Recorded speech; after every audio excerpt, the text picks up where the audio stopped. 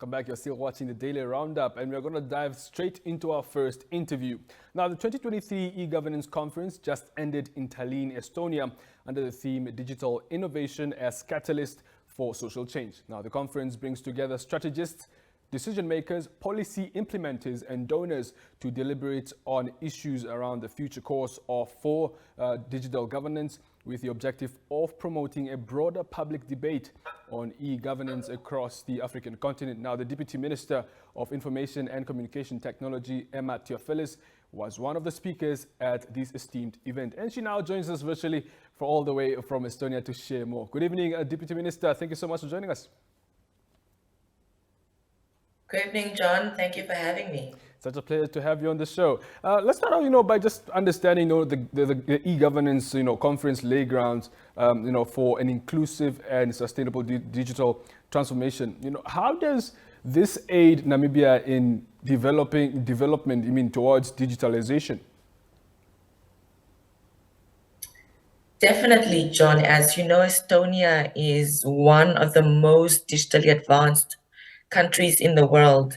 And we as Namibians have had the privilege of working with them in the past to build our UXP in our X road that we have named NAMEX, to try to bring services online. I'm sure you've also noticed that some services have gradually gone online, like we can now order to apply for passports online through the Ministry of Home Affairs, Immigration and Safety and Security, and the Office of the Prime Minister, who is the coordinating agency in this instance, is working towards ensuring that we have more digital services, government services go online. So for Namibia, we're here to learn at the eGovernance Forum on how we can ensure that we follow a digital journey that will ensure that we solve our challenges faster, more efficiently, and that we're able to give citizens what they need in terms of government services. Right. Now, like I mentioned, in my introduction there, you did speak at the conference yesterday. Talk to us about your speech. What is on the agenda for Namibia, and what do we bring on the table? So yesterday I spoke mainly about our context, what we want to do, what we want to achieve, and the journey in which we want to follow in terms of digitalization in Namibia. As you know, John, His Excellency the President, Dr. Hage Geingob, has put together a 4IR task force to help map out the journey around digitalization in Namibia. And through the recommendations in that report and the plans in the Ministry of ICT, with the support of the Office of the Prime Minister, we want to be a catalyst for change in Namibia in terms of government services, digital literacy and skills, and the ability for young Namibians to actually go online, start businesses, run e-commerce businesses, be a more tech-savvy nation, to ensure that we deal with the challenges around unemployment, around connectivity, and even so many other sectors that could benefit from a more digital nation, to ensure we develop faster. Right, and you just mentioned some of the things the ICT is trying to achieve there, but perhaps just expand a bit more on what has the ICT Ministry, put in place to ensure that the outcomes of such dialogue, permeate to other sectors of the Namibian society. So first of all, we need an enabling environment. As you know, the Ministry of ICT has been working towards ensuring that the legislative and policies are in place to ensure that there is a conducive environment for tech companies, for tech innovation to flourish in Namibia. So we passed our Access to Information Law last year. We are busy drafting our cybersecurity, cybercrime, and data protection law. We also passed the Electronic Transactions Act in 2019, all geared to ensure that there's an enabling environment for ICT to flourish. We have also launched our cybersecurity strategy to ensure that we protect ourselves as more and more Namibians go online. So we are definitely working towards making sure that the legislative part is taken care of. And once that is done, we want to enter into agreements with governments such as Estonia that are working towards making sure that the public sector is digital, but also private sector in Estonia and many other countries country. So they support our private companies, our tech companies in Namibia to ensure that we have a tech-savvy nation and a tech-enabled nation where businesses can thrive by coming up with e-solutions for the challenges our country has. So there are multiple programs happening right now. They're supporting us through the AU and EU D4D program to actually roll out a digital literacy and capacity building training for ordinary citizens as well as civil servants, so that everybody is on the same page when it comes to being ready to launch e-government, e-governance, as well as e-services across the country. Right, and if you can maybe just also just explain to us some of the existing digital transformation and cooperation initiatives between African and European partners, and how Namibia looks to leverage from these initiatives. Well, many of the African countries are a member of the ITU, the International Telecommunications Union, that has really supported many of us to draft the necessary laws, gave us trainings, as well as a support in coming up with the necessary strategies to reach our goals faster.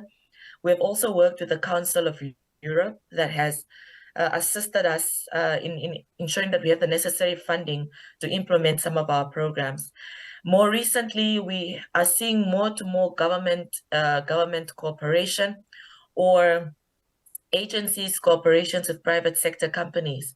So we want Estonian companies, for example, to come and teach Namibian companies on how they can come up with solutions that government can adopt or ordinary citizens can adopt.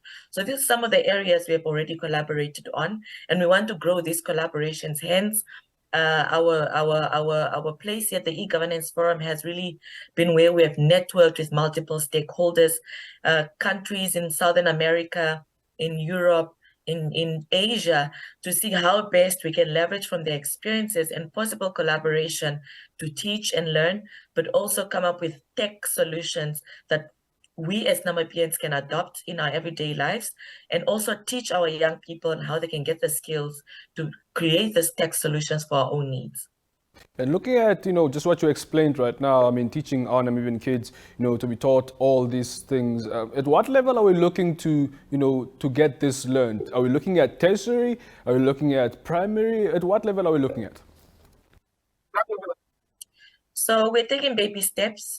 In the past, as a Ministry of ICT, we have put together a coding camp for young girls in order to start a coding culture in Namibia. And in a few days' time, we'll be meeting with other innovative tech companies in Namibia who do coding or any other skills transfer in the ICT space to better coordinate those that want to actually teach children, young people to code or any other ICT skills and abilities.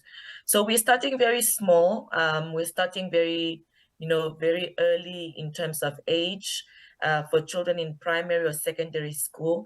And hopefully we can actually, one day include this in the curriculum. So it becomes a standing, skills transfer for all children, regardless of where they are in the country, where coding can become a reality for every child and the ability to get the skills of the future.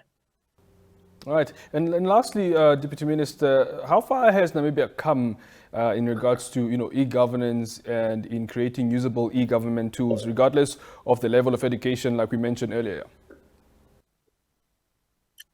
So we have onboarded 7 ministries now that are having services on the NAMEX, the X road that Estonia has helped us to build.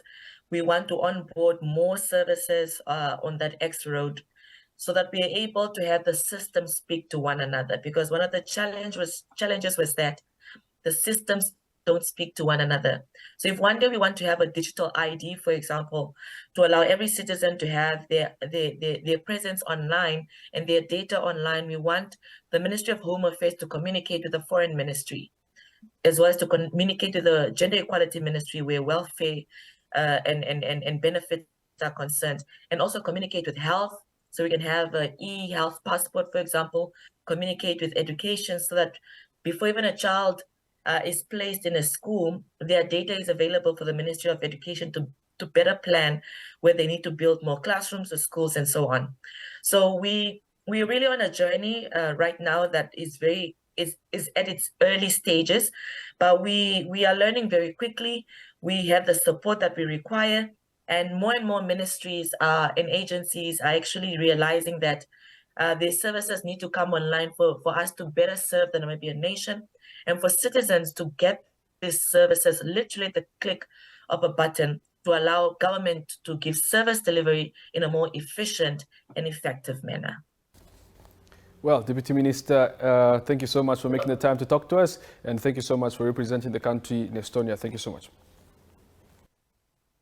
Thank you for having me. I was the Deputy Minister of Information Technology, Theofelus. You're talking to us about the trip that they recently had in Estonia on e-governance. We'll take another short break, and when we return, we'll bring you another interview. Stay tuned.